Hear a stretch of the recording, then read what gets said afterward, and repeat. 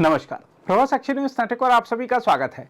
भारत की ओर इस समय एशिया से लेकर यूरोप तक के देशों का झुकाव साफ दिखाई दे रहा है। भूटान के प्रधानमंत्री त्शेरिंग टोब्गे और सिंगापुर के प्रधानमंत्री लॉरेंस वोंग की भारत यात्रा और इस समय नई दिल्ली आए हुए जर्मनी के विदेश मंत्री का दौरा केवल संयोग नहीं है, बल्कि यह उस बदलते वैश्विक समीकरण का प्रमाण है जिसमें भारत एक निर्णायक धुरी बनता जा रहा है। हम आपको बता दें कि भूटान के महामहिम जे खेनपो और प्रधानमंत्री त्शेरिंग टोब्गे की भारत यात्रा का प्रमुख उद्देश्य बिहार के राजगीर में रॉयल भूटान टेम्पल के प्राण प्रतिष्ठा समारोह में भाग लेना है।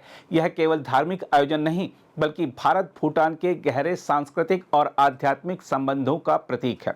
इसके अतिरिक्त प्रधानमंत्री टोब्गे का अयोध्या में श्री राम मंदिर के दर्शन करना भारत भूटान संबंधों को और भी भावनात्मक गहराई प्रदान करता है। भारत भूटान संबंध सदैव विशेष मित्रता की परंपरा पर आधारित रहे हैं। यह यात्रा दिखाती है कि भारत न केवल राजनीतिक साझेदार है, बल्कि आध्यात्मिक और सांस्कृतिक धरोहर का भी साझा संरक्षक है। वहीं सिंगापुर के प्रधानमंत्री लॉरेंस वोंग की यह पहली भारत यात्रा है। यह यात्रा भारत सिंगापुर संबंधों के 60 वर्ष पूरे होने के अवसर पर हो रही है।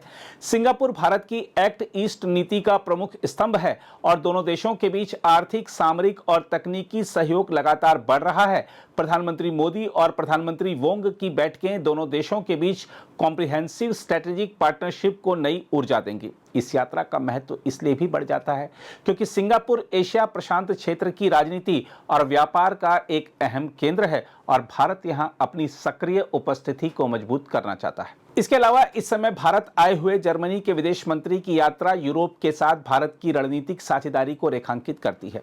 जर्मनी न केवल यूरोपीय संघ की सबसे बड़ी अर्थव्यवस्था है, बल्कि तकनीक, ऊर्जा परिवर्तन और सुरक्षा मामलों में अग्रणी भूमिका निभाता है।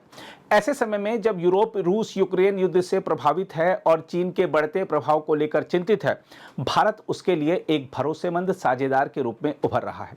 देखा जाए तो पिछले कुछ वर्षों में प्रधानमंत्री मोदी ने अंतर्राष्ट्रीय मंचों पर अमेरिका जैसे शक्तिशाली देशों के समक्ष भी भारत की स्वायत्तता और संप्रभुता को दृढ़ता से रखा है। रूस से तेल और हथियार खरीदने के मामले पर अमेरिका की आलोचनाओं का सीधा सामना करना हो या वैश्विक दक्षिण की आवाज बुलंद करना हो, भारत ने यह संदेश दिया है कि वह अब केवल फॉलोअर नहीं, बल्कि निर्णय निर्माता है। इसी आत्मविश्वासी विदेश नीति का परिणाम है कि छोटे बड़े पड़ोसी दूरस्थ सभी देश अब भारत के साथ अपने संबंधों को प्राथमिकता दे रहे हैं।